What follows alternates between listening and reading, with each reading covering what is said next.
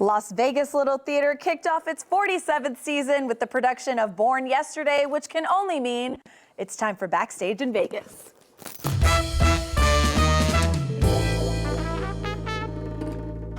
Well, hey, Chris.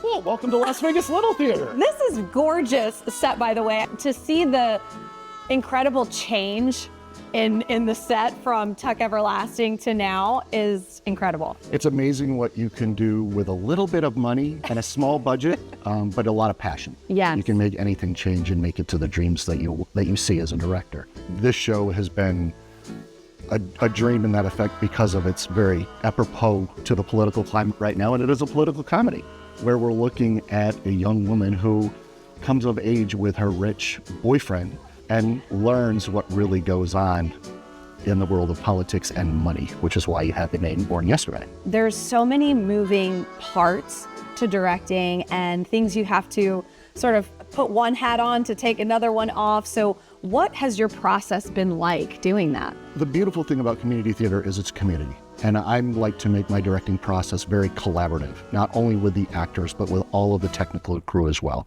You have lighting designers, scenic designers, the actual set construction, then you go into sound, and then you get into costumes, and really have to try to piece it all together by just letting people do what they do with the script that they have, and then you kind of bring it all together using their ideas and what you see as a big vision. Now, you've done multiple roles here at Las Vegas Little Theater. What brings you back every year to just be part of these productions? Passion. I mean, everybody really has a spirit and a camaraderie. Why it's important for our community to show up and look at the incredible work that is going behind a lot of these productions. Yeah, I mean, the beautiful thing about Las Vegas is there is so much showmanship that happens, but everybody thinks they're professionals. And the fact that you can have amateurs come in and do a professional show and really enjoy each other and enjoy the experience, it makes the audience appreciate it so much more. Well, hey, Dusty. Hey, how are you? I'm good. I think I'm ready to rock and roll for this late 40s look that Born Yesterday has, right? Definitely. I feel like I'm ready to run for president. I would vote for you. Got my vote. Beautiful. I love to hear it. I love to hear it. Well, so much goes into costuming, not just for a production, but especially a time period production. Sure. What was the process like to figure out what something like that would look like? Well, you know, it all starts with a script and the story that playwright's trying to tell. You know, I put pen to paper and I start, doing costume renderings. And the show kind of starts taking shape. And then I share those renderings with the director, and Chris gives me feedback, and we make tweaks. I also like to work with the actors.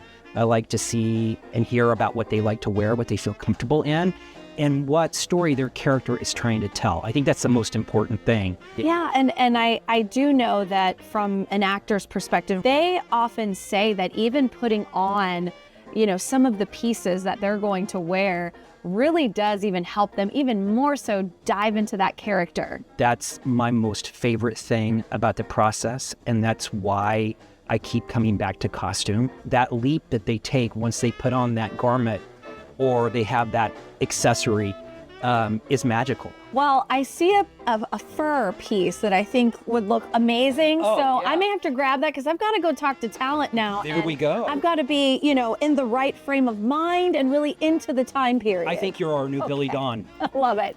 Thanks, Dusty. Nice to talk to you.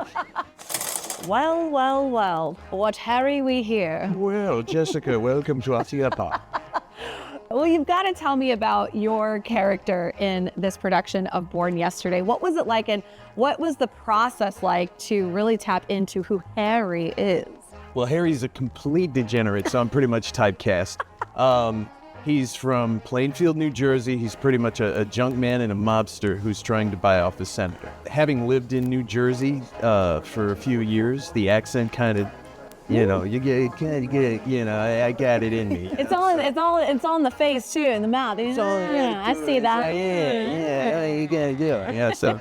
Well, you've also done other productions as well. What has kind of kept you back here to tap into various roles and really specifically Las Vegas Little Theater? Well, I'm a glutton for punishment, first of all. No, it's the people here. It feels like a family. Not only do they do great work, and they're talent pool is just ridiculously high level. We get to do the arts and to do it with people that really feel like family. Thank you for obliging me in this. Yeah. On to the next. Well,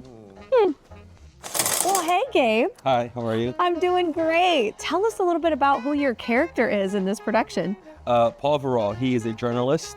He is a very well-rounded, well-spoken, well-traveled, well-read individual. What was it like preparing for this role and then taking it on once the production started? It was great. I mean, I leaned on our director, Chris, a lot.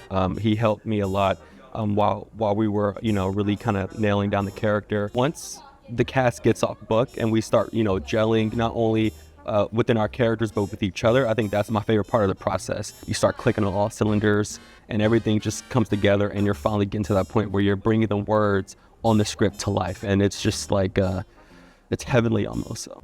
For more information on Las Vegas Little Theater and for upcoming productions, be sure to visit lvlt.org.